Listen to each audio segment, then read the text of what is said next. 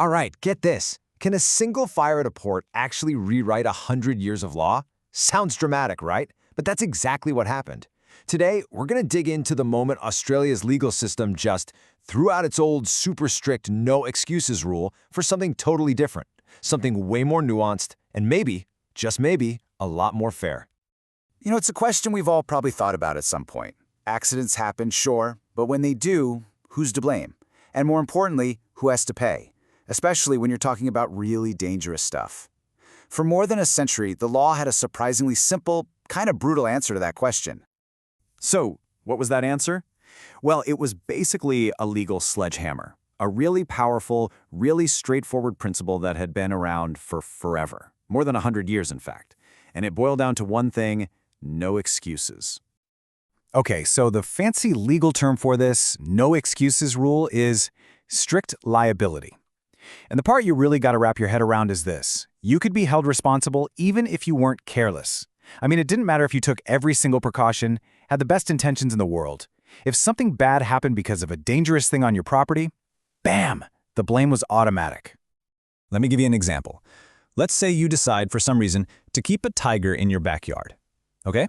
If that tiger escapes and, causes some chaos, under this old rule of strict liability, it doesn't matter one bit how strong your cage was. The court doesn't care. The simple fact that you brought the danger, the tiger, onto your land means you're on the hook for whatever it does.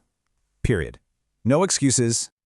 But, as we all know, even the most long-standing, rigid rules eventually meet their match.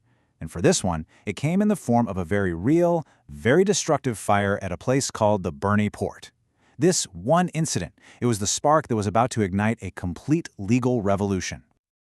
So to get the picture, the law of the land was this old rule that came all the way from a famous English case called Rylands v. Fletcher.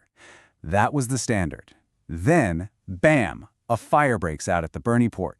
Super flammable materials involved, and this whole mess ends up in front of the High Court of Australia in 1994. Suddenly, the judges are forced to dust off this old rule and ask, does this still work?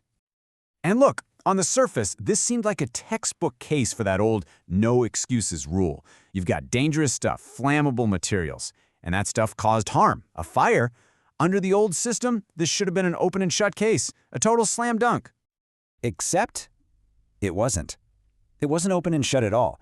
The High Court didn't just rubber stamp the old rule. Instead, they did something huge. They took a massive step back and decided to question the very foundation of the law itself.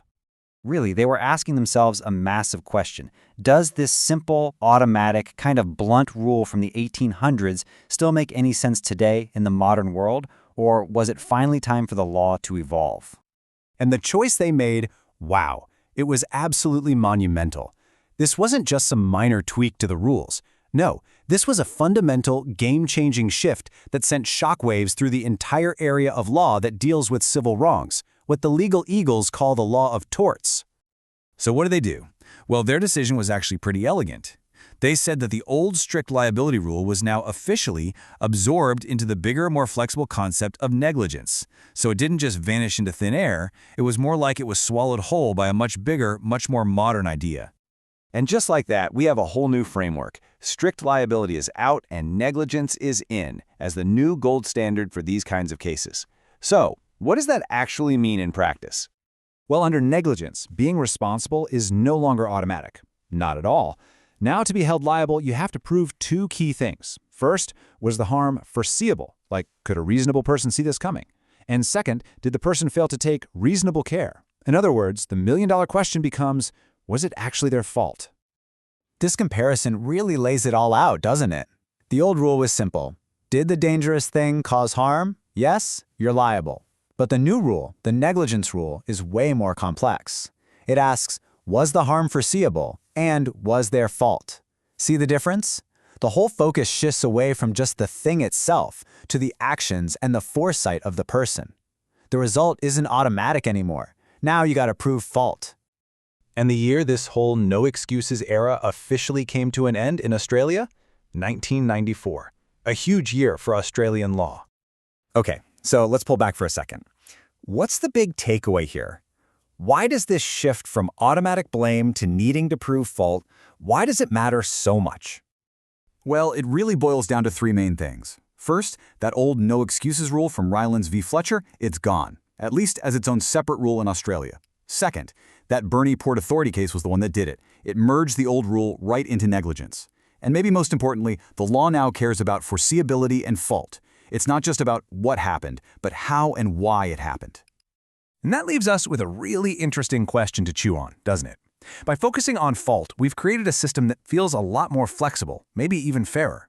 But are there some activities out there, some dangers that are just so great that maybe, just maybe, society is better off with a simple, strict, no excuses rule?